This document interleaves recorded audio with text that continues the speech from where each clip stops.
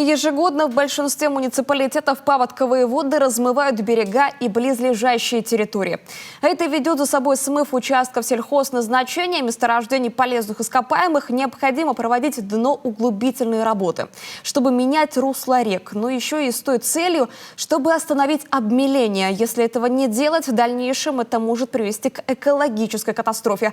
А еще сократить пассажиропоток в северные районы. Между тем, для многих жителей водный путь сегодня основной. Татьяна Супряткина расскажет подробнее.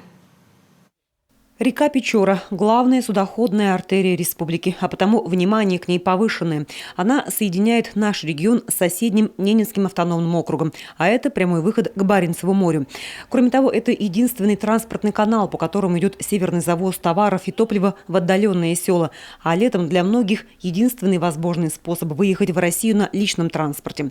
Дно углубления Печоры не проводилось более 30 лет. Лишь на некоторых участках периодически возобновляется работа. Но, по мнению экспертов, необходим масштабный подход. Это увеличит грузопоток, позволит провозить по Печоре крупногабаритное оборудование по добыче углеводородов. Это северный широтный ход. Чтобы построить эту железную дорогу по нашей северной железной дороге, которая проходит через республику, должен быть очень значительный грузопоток.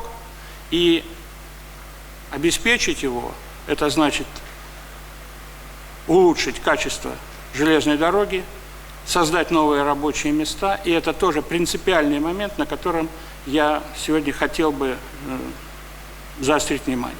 Осенью прошлого года правительство России утвердило новые правила использования донного грунта. Что это дает недропользователям? Отныне вся почва, извлеченная при проведении дноуглубительных и гидротехнических работ, может быть использована по своему усмотрению. Теми, кто проводит эти работы, будь то государственные или частные компании, эти поправки могут быть выгодными для всех сторон. Углубительные работы ведутся у нас не только силами, положим, водопользователей, или за счет субвенций и субсидий, которые получает регион от Росводресурсов. Работы ведутся и организациями Минтранса, Севводпуть, у нас по содержанию судового хода работает. Есть заявители, которые готовы работать сегодня. Дорогая или нет, тут же бонусом является еще добытый грунт, которым может в последующем распорядиться как и муниципалитет, так и сам водопользователь, который проводит эти работы. Обмеление рек чревато глобальными последствиями. Вода таким образом прогревается быстрее, а значит, для некоторых ценных пород рыб она уже непригодна. Кроме того, осушается болото, а это ведет к росту торфяников, которые хорошо горят, но затушить их совсем непросто. Экономическая эффективность дноуглубления не вызывает сомнений, но здесь в противовес стоит финансовый расчет. 1 километр дноуглубительных работ стоит около 5 миллионов рублей. Татьяна Супряткина, Олег Юшков, телеканал Юрган.